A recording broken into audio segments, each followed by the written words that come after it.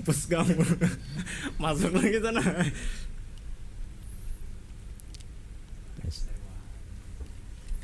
Ya, oke, Pak. Siap. Nolong Ustaz gaul gitu nah. Oke, 1, 2, 3, action. Bismillahirrahmanirrahim. Assalamualaikum warahmatullahi wabarakatuh. Waalaikumsalam warahmatullahi wabarakatuh. Alhamdulillahirabbil alamin. Allahumma shalli ala sayyidina Muhammadin wa ala alihi wa sahbihi wa sallim, amma ba'du. Alhamdulillahirabbil alamin. Kita bertemu lagi dalam podcast Al Ajib, berkarya dan menginspirasi.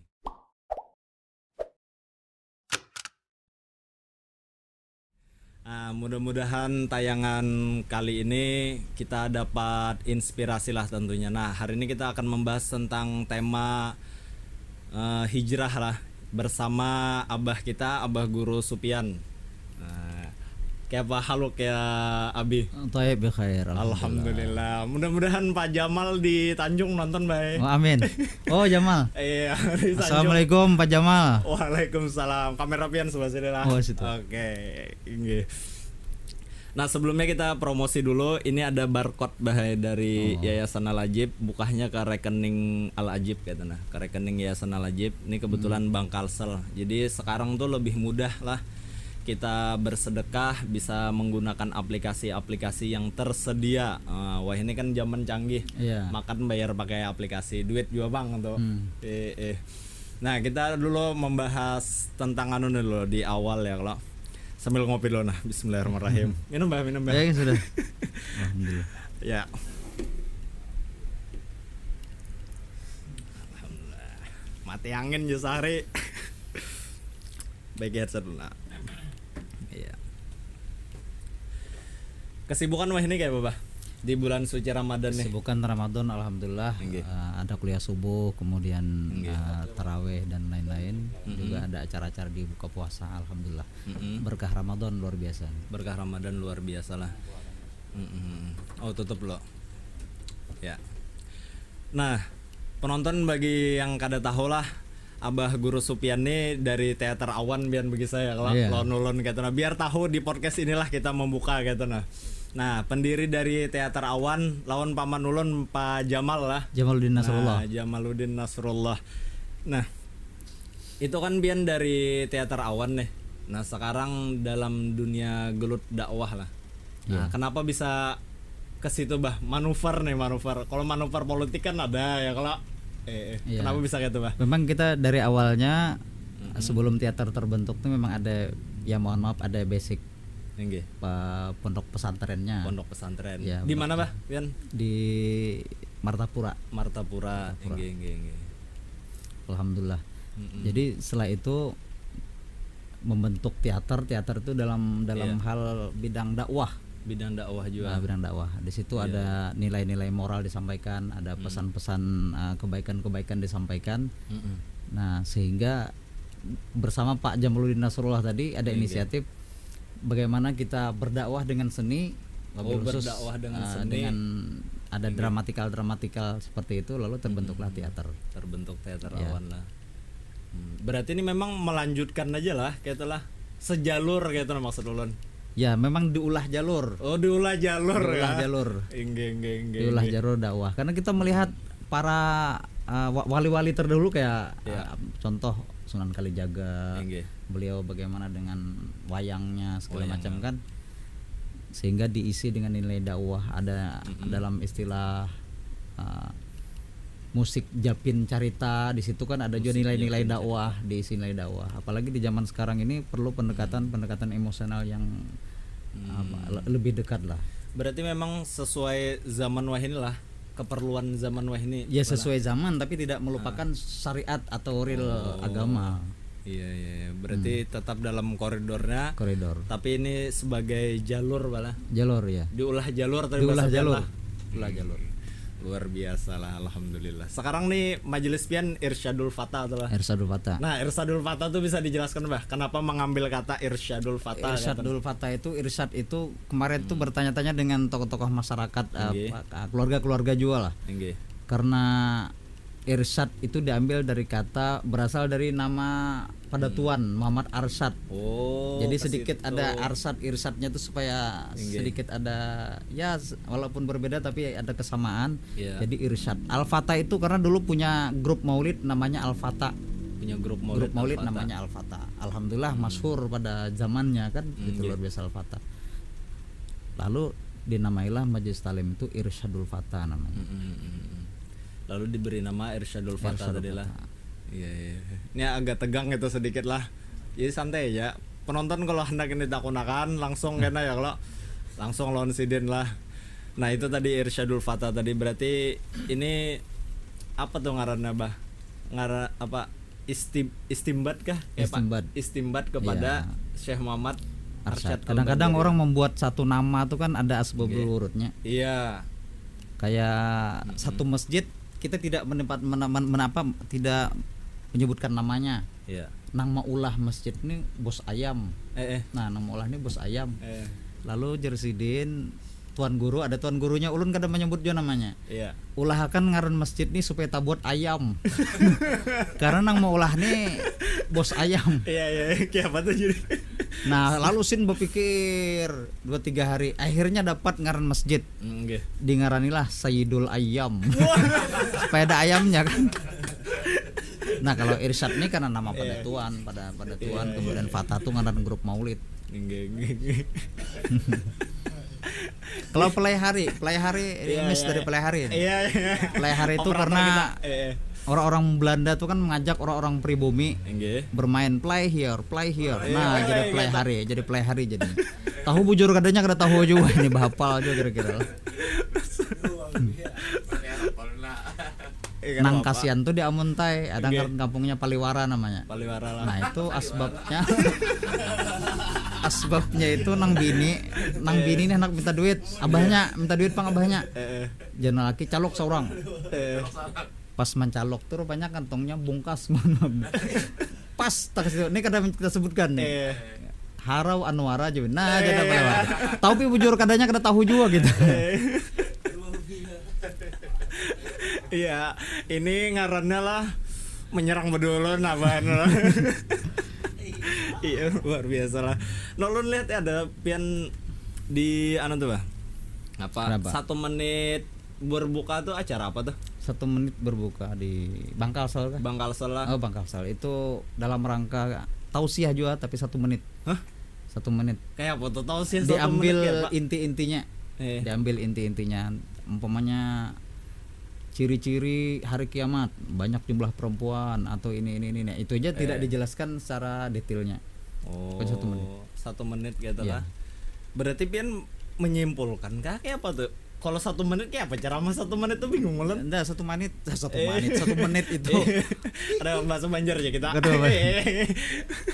Tidak menyimpulkan, cuma kita mengambil inti-intinya. Mengambil intinya. Berarti kayak hikmah Ramadan. Hikmah Ramadan 1 meningkatkan derajat takwa, 2 solidaritas muslim, 3 pengendalian diri dan pelebur dosa-dosa.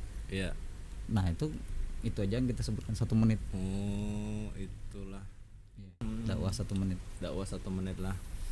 Ya, mudah-mudahan ya Bang Kalsel sponsori dia Lajib. Oh iya. Jadi sambadakan dulu ya kalau mudah-mudahan amin. Amin ya rabbal alamin. Nah, kita masuk ke tema lah. Nah, penonton sudah tahu ya kalau kayak apa profil dari Abah Guru Supian, Sidin ada bisi majelis Irsyadul Fatah dan Sidin track recordnya tadi ada membuat jalur tadi di Teater Awan lah. Nah, di Teater Awan ada majelis juga Al Awanu namanya. Ada setiap hari Sabtu. Tapi karena pandemi ini libur lah. Karena kita undang juga Teater Awan di sini. Mulai podcast ya kalau berbicara tentang Teater Awan gitu. Nah, kita masuki dengan di tema kita, Pak. Tema kita pada hari ini hijrah lah. Nah, ulun nih hendak minta jelaskan ya kalau juga kayak apa hijrah nih, apa definisi hijrah nih kayak apa? Kalau hijrah itu secara bahasa hijrah tuh pindah artinya. Pindah lah. Hijrah tuh pindah. Tapi kalau kita bisa terangkan istilah menurut pribadi, berpindahnya satu keburukan menuju kepada kebaikan. berpindahnya satu Ya, keburukan menjadi berpindahnya kebaikan satu lah. keburukan atau berpindahnya satu Oke. permasalahan kepada pemecahan. Oh. Hijrah, berpindah. Iya. Atau berpindah kemaksiatan ke kebajikan. Nah, termasuk hijrah. Kalau sekarang kayak apa realisasinya tuh hijrah itu kan? Kalau di zaman itu kan dari ya apa yang didefinisikan ya. Ya kalau realitas sekarang tuh kayak apa, Bah? Kalau kita Pian melihat bercermin kepada Rasulullah, hijrahnya Nabi Muhammad SAW itu karena beliau itu banyak yang memusuhi waktu itu kan di kota Mekah. Walaupun kelahiran beliau itu ke kota Mekah, beliau berpindah ke Madinah. Nah, ini nih pun bagian definisi hijrah. Hijrah itu dari kota asal keluar, ini hijrah. Tapi kalau dari kota luar ke kampung halaman berarti pulang kampung. Pulang kampung lah. Pulang kampung. Hijrah. Nabi Muhammad berpindah dari kota Mekah ke Madinah. Ini karena beliau dikepung oleh orang Quraisy, mau dibunuh segala macam, akhirnya beliau berpindah hijrah. Ini iktibar bagi kita bahwasanya kalau memang ada satu hal-hal yang tidak nyaman dalam diri kita ini, bawalah kita pindah hijrah. Nah, jadi manusia kalau kita hijrahkan, umpamanya seorang anak berhijrah dari akul walidain kepada birrul walidain, ini hijrah. Iya. Kemudian dari seseorang yang suka narkoba berpindah kepada orang yang menjauhi narkoba, hijrah. Hijrah ya. Hijrah. Nah, lalu nih ada permasalahan bala. Jadi kayak ini permasalahannya. Kadang-kadang orang yang belum baik nih nya minder we.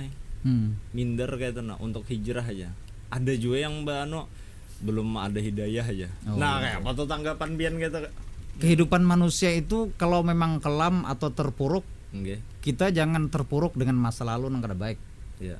Bila kita terlalu terpuruk dengan masa lalu yang kada baik itu tidak ada semangat hidup. Tidak ada semangat hidup. Kemudian jangan berangan-angan terlalu muluk ke depan, bro. Jangan beranganan Terlalu muluk ke depan. Bolehlah kita ada sifat optimis atau kita ada planning apakah bagus saja itu, tapi jangan terlalu muluk. Itu bisa membuat stres. Bisa membuat stres lah. Jadi bagaimana kehidupan hadapi sekarang ini dengan senyum. Apapun kejadiannya hadapi dengan kebahagiaan. Apapun keadaannya hadapi dengan senyum. Apalagi kalau kita berprinsip hidup itu sehari. Hari ini alhamdulillah selamat. Esok pulang alhamdulillah selamat.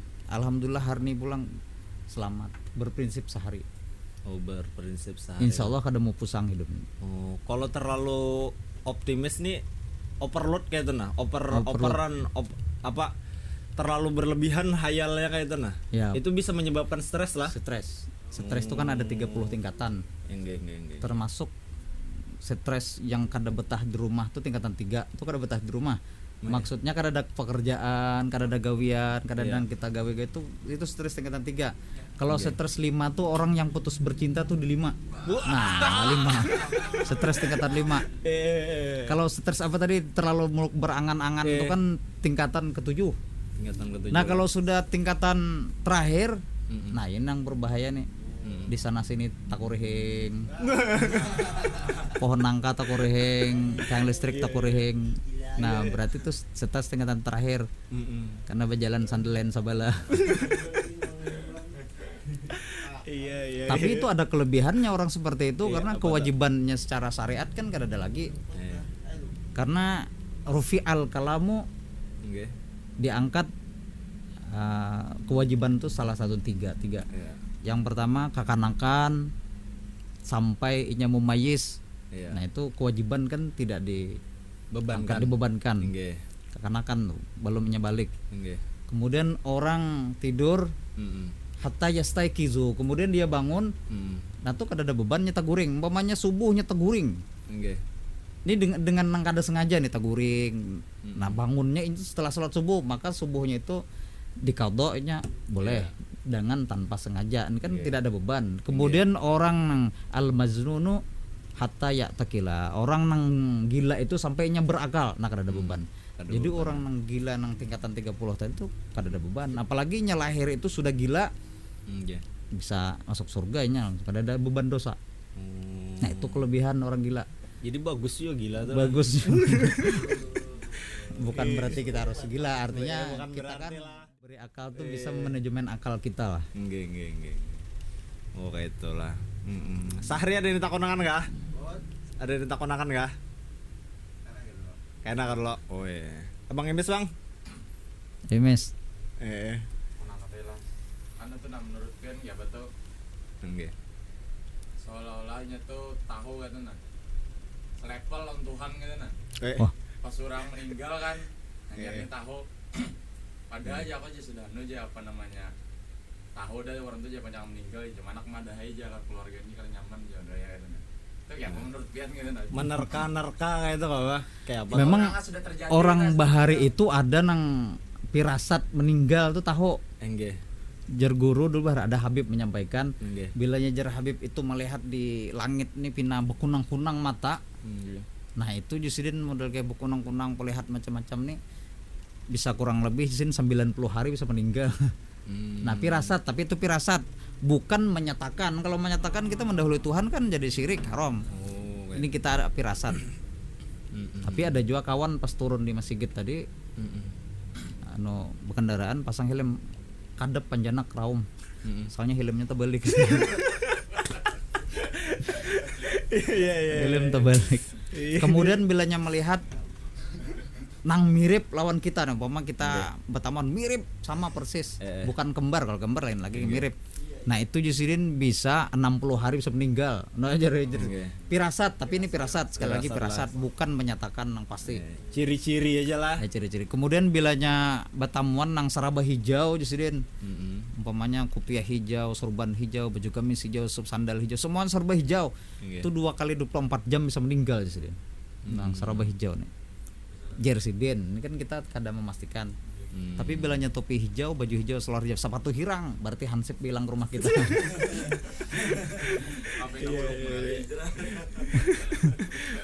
Nah ada juga nang melihat ciri-ciri orang meninggal tuh ada ciri nang bila talinga rabah, kemudian bilanya parut nih terkumpul sudah di tengah sini. Nah itu berarti ciri parak meninggal. Tapi kapan terjadinya kita kada tahu.